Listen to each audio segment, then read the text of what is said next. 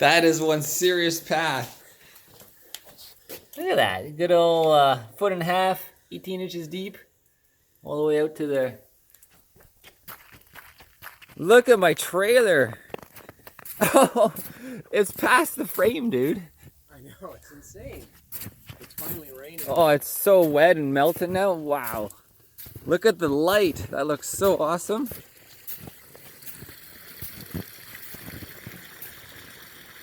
Look at that, guys. The water's still running. Snow chilling on top of it. Look at this. Okay. Winter Wonderland. Let's go back to the garage. Look at all the snow's melting. Oh yeah, you can, it's deep. Whoa, shit.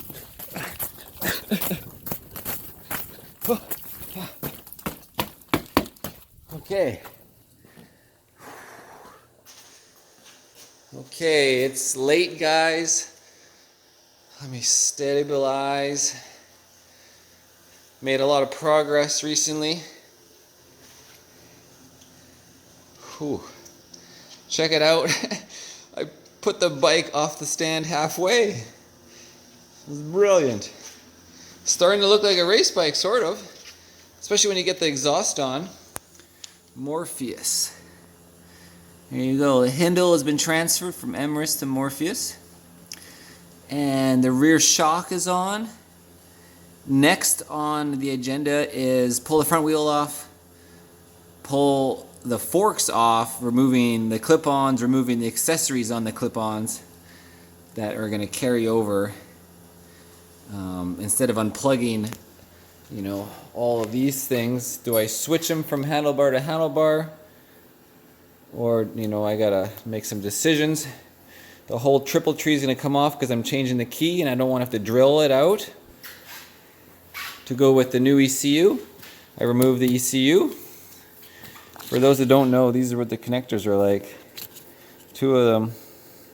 And you pull the tabs left and right at the same time. Of course, there's the power commander all plugged in and zip tied with Robert's favorite color, blue. Okay, yeah. There's a 43 rear sprocket. And I got a 16 ready to go, not installed yet. Because obviously I got to control the spin with the chain attached to the wheel. So I can do that soon. Radiator still missing, so yeah, I'm gonna pull the front end off now. See, I loosened up the bottom, both sides, and now the top is holding on. Loosened up the clip-ons as well. And of course the forks are ready to drop out, same idea. Ready to drop the forks. I took the fairing stay off of Morpheus, as you can see as well, with the dash. Oh yeah, let's check out the Nitron shock now with the 550 rear spring. Went over all the suspension, got all the settings such as at the bottom, 12 on the rebound, 9 on the slow speed compression. High speed, essentially like huge bumps and whatever you're smacking, it's going to move the shock really quickly. That's at 9 as well, I believe. I have 5.5 or 5 millimeters of ride height down here at the bottom. See, help me zoom in. There, that's 5.5 millimeters. Don't focus on the back. Oh, sorry guys, not gonna focus. But anyways, and then I actually have 5.5 millimeters of hydraulic preload. Right there, it's hydraulic preload. And then the static preload, essentially these threads up here, but the total distance between, like, say, the anodized aluminum and the bottom lock ring is 12 millimeters. So a total of 17 millimeters of preload, the way I'm measuring it. And notice the eccentric ring is now up, because with aftermarket shocks, we don't have to jack up the rear end even more because the shock's already longer to do that. And so then the total shock length is, I think it was 315 millimeters, so 31.5 centimeters. And so it gives you an idea what's going on with suspension. But that's the 550 pound per inch rear shock, I believe they call it. And as we talked about before, Merlin is missing the Nitron shock now and just floating on the Pitbull stands here we got that go under the Woodcraft rear sets. And yeah, here's Emrys, of course, just chilling. I put the OEM shock on Emrys, and so just to hold it up essentially. And so yeah, I gotta start removing, I'll remove the forks, remove the triple, remove the fairing stay, start making the swap. That's the next step. Then once the front end is done, I can put the radiator back on.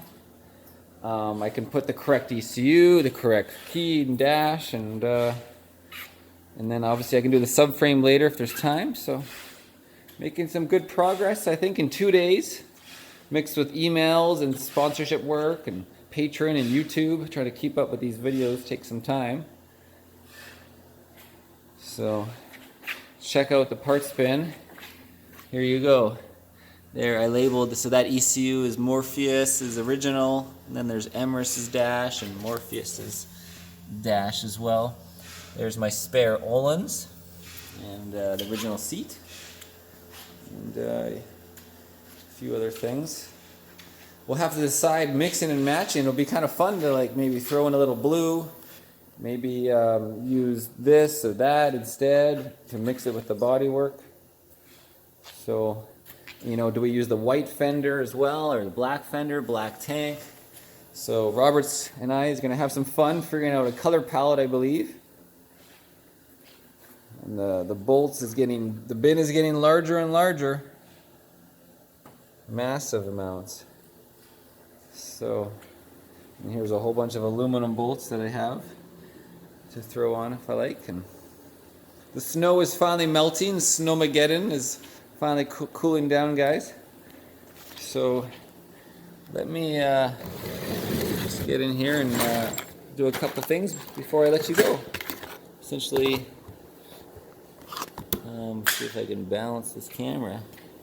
Something like that. Yeah. Get this front wheel off.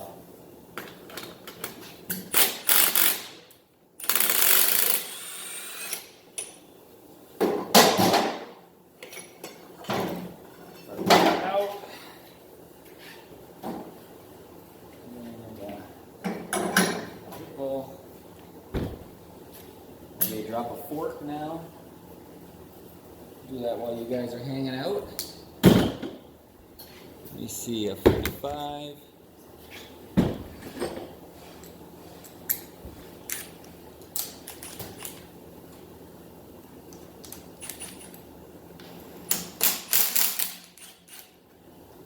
There it goes.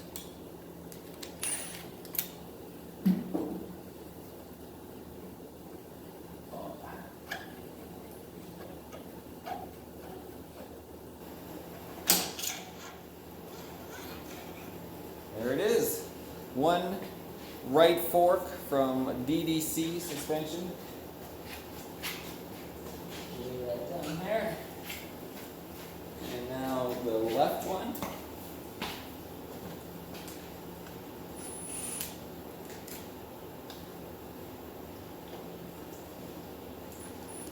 Oh, the clutch is in the way a little bit.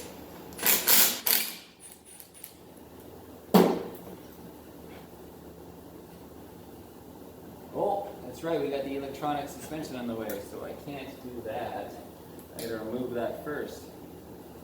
So, lock that back in. Just gotta remove the cap here, it's a Torx. Just a little guy, like a 25 probably. Yeah, never taken one of these apart. All my bikes have been non-DDC. Oh man, the wire goes right in there. Okay, so I'm not sure about fishing it out. See, it's just a cap. That's interesting. It must just plug in somewhere down here. Well, I'll let you guys go as I figure that out. Let's go see how much